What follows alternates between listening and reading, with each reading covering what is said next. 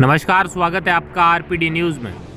बांसवाड़ा विधानसभा से भाजपा नेता राजेश कटारा ने भारतीय जनता पार्टी से विधानसभा चुनाव 2023 हेतु टिकट की मांग की है। भाजपा नेता कटारा ने मीडिया से मुखातिब होते हुए कहा कि अगर पार्टी मुझे टिकट देती है और जनता मुझे अगर विश्वास करती है तो क्षेत्र में होगा चहुमुखी विकास। आइए जानते हैं बीजेपी नेता कटारा के चुनावी मुद्दों और एजेंडों को। तो इससे पहले चैनल को सब्सक्राइब कर बेल आइकन प्रेस कर लें। देखें आरपीडी न्यूज प्रधान संपादक बिरबल कड़वा की यह खास रिपोर्ट। राजस्थान विधानसभा के चुनावी सरगर्मी में जोरों पे है। सभी पार्टियां अपने अपने दावेदारी पेश कर रही है। सभी जो कैंडिडेट है वो भी अपनी दावेदारी पेश कर रहे हैं और लगभग जितने भी आवेदन करता है, चाहे बीजेपी हो कांग्रेस, उनकी भी वर्तमान में नींद उड़ी हुई है कि सभी टिकट की चाह रख रहे हैं। उसी कड़ी में आज हम बांसवाड़ा विधानसभा के जो वर्तमान में हमारे साथ है राजेश जी कटारा, जिन्होंने भारतीय जनता पार्टी से कहीं न कहीं टिकट से अपनी दावेदारी पेश की है। तो अब इनसे जानते हैं इनके मुद्दे, राजनीतिक कैरियर के बारे में करते हैं विशेष चर्चा। सर नमस्कार। नमस्कार। सबसे पहले तो सर अपना पूरा राजनीतिक जो कैरियर है उसके बारे में थोड़ी विस्तार से जानकारी। मैं शुरू से मामा बालेश्वर दयाल के पदचिन्हों पे चल करके जी समाजवादी विचारधारा जी के साथ में जनता दल का समर्थक रहा हूँ। जी अब की बार कहीं न कहीं वापस एक बार दावेदारी पेश कर रहे हो भारतीय जनता पार्टी से, क्या कहना चाहिए? देखो, मैं शुरू से भारतीय जनता पार्टी गठबंधन का हिस्सा रहा हूँ। 14 साल तक लगातार हमने घटक दल या समझौते दल के रूप में राजनीति करी है और हमारी पहली पसंद भारतीय जनता पार्टी।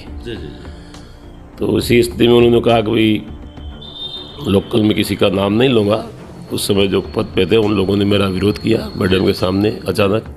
फिर मैडम ने भी कहा कि अभी आप रुक जाओ। विरोध तो अभी भी हो रहा है राजेश जी का। कहीं न कहीं लोग कहते हैं, सामने आपके जो बड़े दिग्गज नेता वो भी कहते हैं कि राजेश जी पार्टी बदल के जब भी आते एक नई पार्टी का दामन थाम लेते हैं।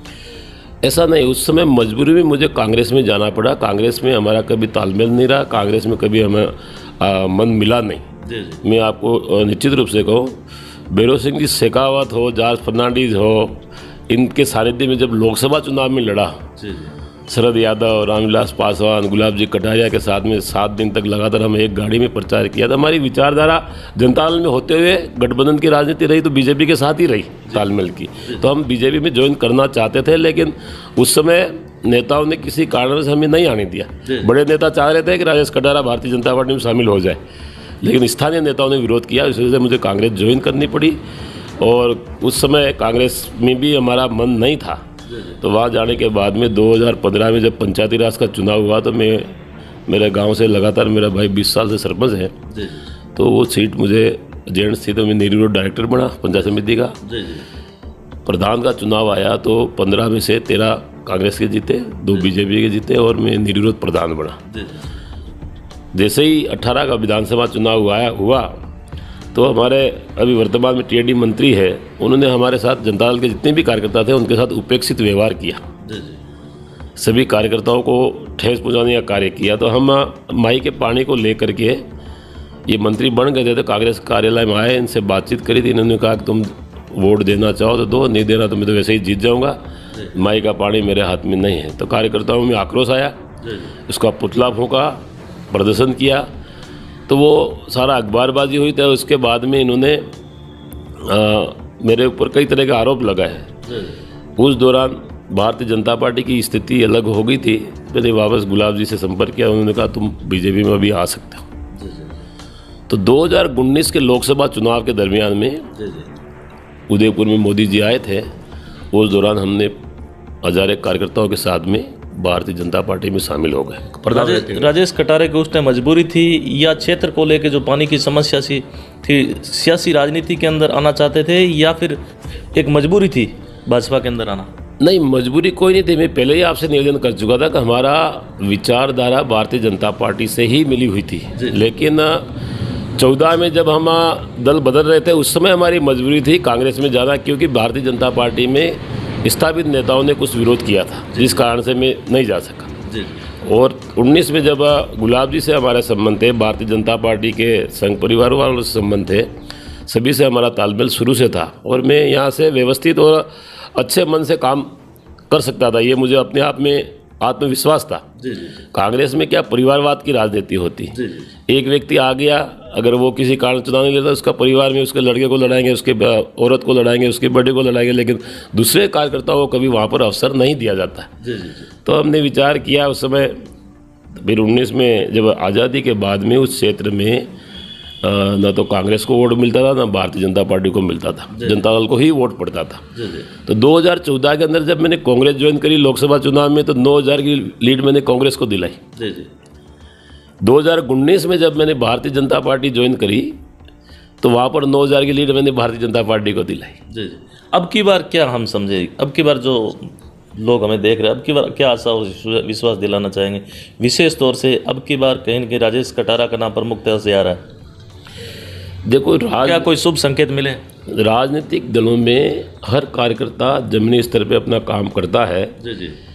संगठन स्तर पे आपकी कार्यशैली कैसी है, जनता में आपका जुड़ाव कैसा है, जमीनी स्तर पे आपका कार्य कैसा है, ये सारा पार्टी आकलन करती है। हम दावा जता रहे हैं, सिंबल एक को मिलना है, टिकट एक को मिलना है, इसलिए लोकतांत्रिक पार्टी है भारतीय जनता पार्टी। यहाँ पर कार्यकर्ताओं को देख करके उसका चयन किया जाता है। अब की बार तो ऐसा नहीं होगा, कहीं ऐसा नहीं हो राजेश कटारा को टिकट नहीं मिले और वापस कहीं? नहीं, ऐसा कुछ भी नहीं है। हम टिकट मिले चाहे नहीं मिले, हम भारतीय जनता पार्टी में रहेंगे और भारतीय जनता पार्टी जिस किसी व्यक्ति को टिकट देवे, तन मन धन के साथ में राजेश कटारा सहयोग करेगा। और जो जिस क्षेत्र से आता हूँ, जहाँ पर कांग्रेस की लीड रही है और कांग्रेस को लीड के कारण वहाँ से जीते, ये अर्जुन बामणिया जी जीते हैं, तो वहाँ से मैं लीड दिलाऊंगा भारतीय जनता पार्टी। अब की बार अगर बात करते हैं तो क्षेत्रीय मुद्दे क्या है अपने? क्षेत्रीय मुद्दे देखो, आज माई डैम बना 37 साल हो गए। 112 गांव उस क्षेत्र से पलायन हो चुके हैं, विस्थापित हो चुके हैं। आज भी गांवों में दर दर की ठोकरें खा रहे हैं। मैं अपने आप में ये विचार करता हूँ कि आज़ादी के बाद में कितनी ही सरकारें आई है और कितनी ही सरकारें गई है। बिल्कुल सर। लेकिन माई डैम बना, और माई डैम बना उस समय यहाँ के किसानों, आदिवासियों लोगों के मन में एक सपना था कि माई डैम बनेगा, पानी हमारे खेत में और खलिहान में आएगा और हमारा परिवार आबाद होगा। लेकिन उसका उल्टा हो गया। 37 साल के बाद में विस्थापित लोग अभी तक भटक रहे हैं, उनका कोई अता पता नहीं है। और माई का पानी यहाँ से जालौर ले जाया जा रहा है, गुजरात जा रहा है, डूंगरपुर जा रहा है, आनंदपुरी के अंतिम छोर तक ले जाने का प्रयास किया जा रहा है और कुशलगढ़ भी ले जाने का प्रयास किया जा रहा है। लेकिन 21 ग्राम पंचायतें आपकी छोटी सरवन की, 19 ग्राम पंचायतें आपकी अबापुरा क्षेत्र की, कुल 40 ग्राम पंचायतें जो माई के किनारे पे मुश्किल से 5 से 7 किलोमीटर रेडियस में रहती, वहाँ पर भी पानी पहुँचाने का कोई अब की बार जल संसाधन मंत्री महेंद्र जी मालवीय ने बहुत से उद्घाटन किए हैं, वहाँ पे शिलान्यास किए कि वहाँ तक पानी पहुँचाने का प्रयास करेंगे। 2 मंत्री मिले हैं, क्या लगता है आपको, आपकी सरकार आएगी? देखो, एक बात मैं आपसे स्पष्ट कह देना चाहता हूँ, जिले का सिंचाई मंत्री विभाग बड़ा है, उसके साथ साथ में बांसवाड़ा विधानसभा क्षेत्र से चुन करके टीएडी मंत्री के साथ में पीएचडी मंत्री है। दोनों विभागों के मंत्री बांसवाड़ा जिले में हैं। बिल्कुल। लेकिन मुझे बड़ा अफसोस के साथ कहना पड़ रहा है कि आप 2000 करोड़ की केनाल का उद्घाटन पीपलखोट में कर रहे हैं। 125 करोड़ सर्वे के लिए, आपके छोटी सरवन के लिए आप उद्घाटन कहाँ कर रहे हैं? पीपलखोट में। काम कहाँ होना चाहिए? छोटी सरवन में। तो ये सिर्फ थोती घोषणा इसलिए मैं कहना चाहूँगा कि आपका सरकार बने 2018 के अंदर 5 साल पूरा हो गया। अगर मन के अंदर आपकी जनता के विकास की सोच होती, भावना होती, दुख दर्द का होता, तो आप 2018 से प्रयास करते तो आज माई का पानी पहुंचने का काम शुरू हो जाता। लेकिन ये सिर्फ कांग्रेस की एक नीति रही है, आदिवासियों को गुमराह करो। आज़ादी के बाद से लेकर के 54 साल तक इन लोगों ने राज किया, सिर्फ वोट बैंक की राजनीति करी। वोट बैंक समय चुनाव आया, अभी ये तो मैं कहने वाला ही था, जब भी चुनाव आते हैं भाजपा और दोनों, भाजपा हो या कांग्रेस, दोनों किसानों पे या बेरोजगार युवा बेरोजगार उन पे दाव खेलती है। देखो, भाजपा का मैं इसलिए नहीं कह सकता क्योंकि भारतीय जनता पार्टी ने वसुंधरा राजे, क्योंकि आपकी सरकार भी रही थी विगत पिछले, उस समय हमारे यहाँ का जो प्रतिनिधित्व रहा होगा, उनमें उस क्षेत्र का समस्या का समाधान करने के लिए उन्होंने कोई प्रयास नहीं किया होगा। हकीकत भी है कटारा जी, हकीकत है, गर्मियों के समय वास्तव में लोगों को पानी पीने का तक नहीं मिलता। आज भी आज़ादी के इतने दशक बीतने के बाद भी लोगों की स्थिति वो की वो है, आर्थिक रूप से भी लोग नहीं संपन्न है। अगर विशेष तौर से अगर सर्वे करवाया जाए बांसवाड़ा जिले के अंदर, तो सबसे जो न्यूनतम कंडीशन रहेगी वो छोटी सरवन की रहेगी। मैं आपसे वही निवेदन कर रहा था कि जहाँ पर माही का पानी 100, 200, 300 किलोमीटर ले जाने की बात कर रहे हैं, वहीं पर दूसरी तरफ हम कहेंगे 21 ग्राम पंचायतों में माही का पानी लोगों को पीने के लिए उपलब्ध नहीं, खेती करना तो दूर है। जहाँ पर मई जून के अंदर 400 फीट पानी अंदर चला जाता है और गांव-गांव में पानी पीने की समस्या हो जाती है। कटारा जी, खाली बयानबाजी से ऐसा कुछ नहीं होता। आपको क्या लगता है, अगर आपकी सरकार आ जाएगी और आपको मौका मिल जाता है तो ये 101% काम होगा? मैं आपसे एक निवेदन करूं, हम एनडीए के घटक दल थे। 2005 से 10 में मैं जिला परिषद सदस्य था। 2003 से 8 में भारतीय जनता पार्टी की सरकार थी। आज़ादी के बाद से लेकर के 2008 तक हमको पीपल कोर्ट जाना पड़ता था, पंचायत समिति जो प्रतापगढ़ जिले में है आज। उस समय मैंने प्रयास किया, नई पंचायत समिति का गठन हो रहा था, तो हमने रोडों पे आंदोलन किया, कलेक्ट्रेट में किया, तहसीलों में किया, धरना प्रदर्शन किया। दुख देने के लिए नहीं कर रही, तो उस समय हमारी 7 पंचायतें प्रतापगढ़ में मिलाने का काम किया जा रहा था स्थानीय नेताओं के द्वारा। हमने विरोध किया जनता को साथ में लेकर के, उसका नतीजा हुआ आज ये छोटी सरवन पंचायत समिति बनी आज़ादी के बाद में। आपको क्या लगता है कटारा जी, अब की बार जिस प्रकार से गहलोत ने 53 जिले एक तरह से बहुत बड़ा मास्टर स्ट्रोक खेला, प्लस यहाँ जो जीरो लेवल से गरीब लोगों के लिए फूड पैकेट है, इसके अलावा ये गैस है, इसके अलावा बिजली जो 100 यूनिट फ्री, किसानों के लिए किसानों के लिए 2000 यूनिट फ्री, इसके अलावा बहुत सी ऐसी जो योजना है जो लाभकारी सिद्ध हो रही है, तो लोगों का कहीं न कहीं जो झुकाव है कांग्रेस की तरफ पलट रहा है। तो आपको क्या लग रहा है? मैं आपसे निवेदन ये करना चाहता हूँ कि 2018 में जब सरकार बनी, आपका कार्य योजना अगर बनानी थी तो 2018 से आपको स्टार्ट करनी थी और चुनाव आते आते उसको अमली जामा पहना देना था। लेकिन आपने 4.5 साल तक तो नींद में सोते रहे। कहीं न कहीं वो उनका कहना है कि उस टाइम कोरोना था। नहीं, कोरोना तो 2020 से 2022 तक था। उसके 18 में सरकार बनी थी, 18 में क्या किया, 19 में क्या किया, 22-23 में क्या किया। तो कुल मिला के ये चुनावी जुमला है, झूठ और लूट की सरकार है, सिर्फ लोगों को गुमराह करके वोट लेना चाहती है। लेकिन मैं आपको विश्वास दिलाता हूं कि राजस्थान के अंदर अशोक गहलोत के इस झूठ के पुलिंदे में राजस्थान की जनता आने वाली नहीं है। और यहाँ पर परिपाटी है, हर 5 साल में सरकार बदलती है, चाहे आप कितना ही कर लो। शुरू से अशोक गहलोत जी का 3री बार का कार्यकाल है, आप देख लीजिए, जब भी वो बने हैं नेक्स्ट भी भारतीय जनता पार्टी की सरकार आई है और यहाँ पर पूरी मेजोरिटी के साथ में भारतीय जनता पार्टी की सरकार बनेगी राजस्थान में, इसमें किसी प्रकार का कोई संशय नहीं है। अब की बार 3री पार्टी की आहट हुई है, भारतीय आदिवासी पार्टी, भारत आदिवासी पार्टी, बीटीपी, तो इसको लेके क्या कहना चाहेंगे? कहीं न कहीं यह जो नई पार्टी, युवाओं का एक नया चेहरा जो सामने एक उभर के आ रहा है, ये सभी लोग कह रहे हैं कि युवाओं की पार्टी है, तो युवा जिस तरफ जाता है वहाँ बिल्कुल हट के होता है पूरा मामला, उस तरफ ही उदय होता है। तो उसको लेके क्या कहना चाहेंगे? कहीं न कहीं भारतीय जनता पार्टी और कांग्रेस के अंदर खलबली मची हुई है। ऐसा कुछ भी नहीं है। डूंगरपुर के अंदर 2 विधायक जीत करके गए थे। भारतीय ट्राइबल पार्टी का गठन हुआ था गुजरात से, तो उसके सिंबल पे चुनाव लड़े, 2 विधायक जीते, सागवाड़ा से और 84 से। आदिवासी परिवार के नाम से, आदिवासी समाज के नाम से इन लोगों को एकजुट करके अपना स्वार्थ साध लिया। मैं आपसे ये पूछना चाहता हूँ, आपने आदिवासी समाज का नाम लिया, आदिवासी परिवार का नाम दिया, बीटीपी का नाम दिया, ये सारा हो गया। चुनाव आते आते बीटीपी और बीएपी बिखरा हुआ कि नहीं हुआ? भारतीय ट्राइबल पार्टी का साथ छोड़ करके दोनों विधायक बीएपी में चले गए। क्या कारण है? आपको बीच में अभी ये आए थे कांग्रेस के सहप्रभारी, उन्होंने कहा था कि भाई बीटीपी भारतीय जनता पार्टी की बी टीम है।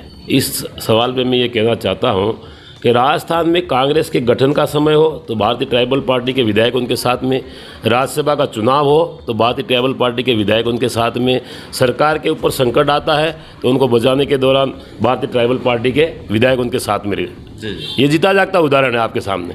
जब हम आदिवासी परिवार की आप बात कर रहे हो, आदिवासी समाज की बात कर रहे हो और उसके नाम से वोट ले रहे हो, तो आज हिंदुस्तान के अंदर आज़ादी के बाद में नरेंद्र भाई मोदी पहला ऐसा शख्सियत है जो आदिवासी परिवार से पैदा हुई आदिवासी समाज की गरीब महिला को देश की राष्ट्रपति पद की उम्मीदवार बनाया। पूरे हिंदुस्तान के लोगों ने 70% लोगों ने वोट दिया जी जी। राष्ट्रपति उम्मीदवार को। विपक्ष वाले तो इस पे भी एक दो में जी।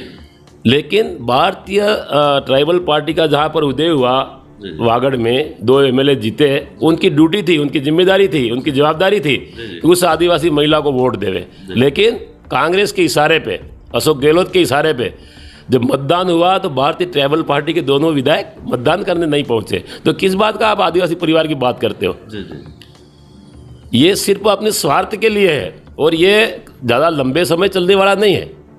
ये एक बार 2 बार होने के बाद में स्वतः ही इसमें टूटन हो जाएगी और टूटन हो चुकी है। आपके बाद 18 में बीटीपी से लड़े थे, अब बीएपी से लड़ रहे हैं। कहीं कहीं उनकी मजबूरी थी कि उस टाइम हमें वहाँ उस पार्टी से लड़ना हमारी मजबूरी थी, क्योंकि उनके पास कोई ऑप्शन नहीं था।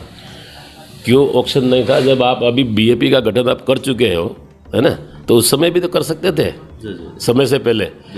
इसलिए ये सिर्फ स्वार्थ से प्रेरित है और उसमें ये कोई लंबे समय चलने वाला नहीं, क्योंकि यहाँ का आदिवासी पढ़ा लिखा हो गया। देखो, डेवलपमेंट की जहाँ बात आती है तो मैं आपसे कह देना चाहता हूँ कि इस इलाके के अंदर अगर वास्तव में टीएसपी एरिया घोषित किया है, 1 से 6 स्केल में 45% आरक्षण दिया है, तो भारतीय जनता पार्टी के राज में हुआ।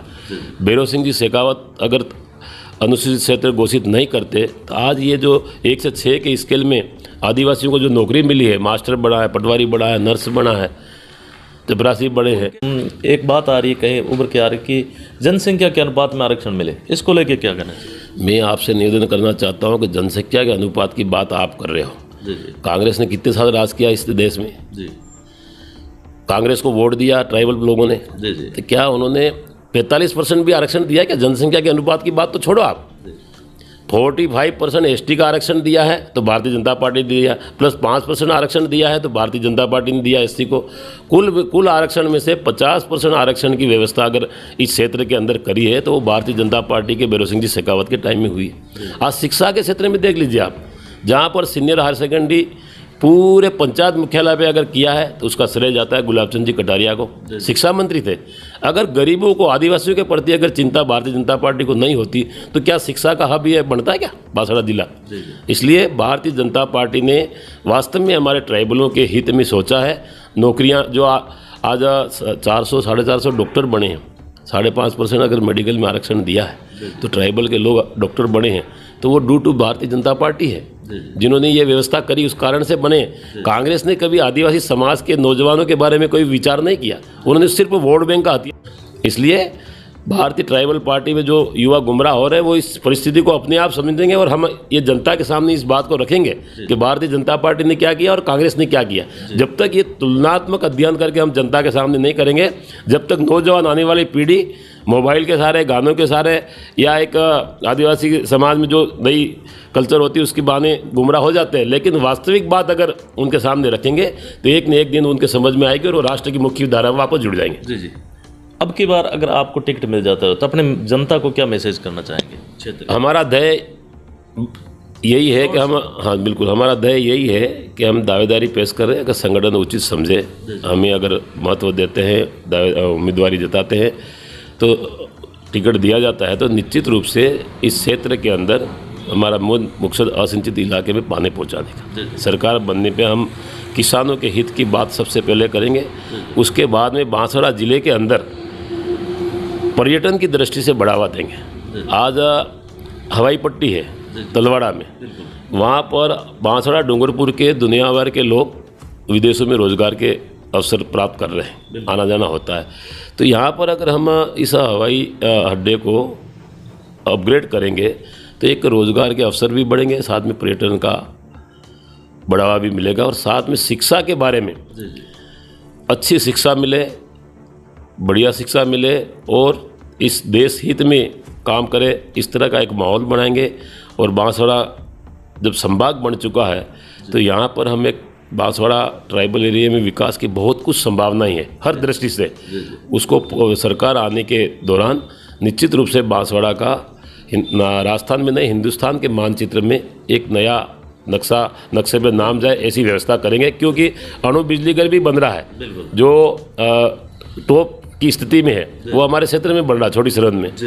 इसलिए निश्चित रूप से बांसवाड़ा जिले का हिंदुस्तान के मानचित्र पे नाम होए, ऐसा हम विकास की दृष्टि से कार्य करेंगे। तो यह थी हमारी खास मुलाकात राजेश जी कटारा, जिन्होंने भारतीय जनता पार्टी से विशेष तौर से बांसवाड़ा विधानसभा के अंदर अपनी दावेदारी पेश किए और उनके विचार हैं हमने आपसे साझा किए। साथ ही कमेंट करके हमें बताना कि अब की बार विशेष तौर से अपने बांसवाड़ा विधानसभा के अंदर किसकी जीत होगी, यह भी आप हमें अवश्य बताएं। धन्यवाद सर, समय दे बहुत बहुत। थैंक यू, आपका बहुत बहुत धन्यवाद।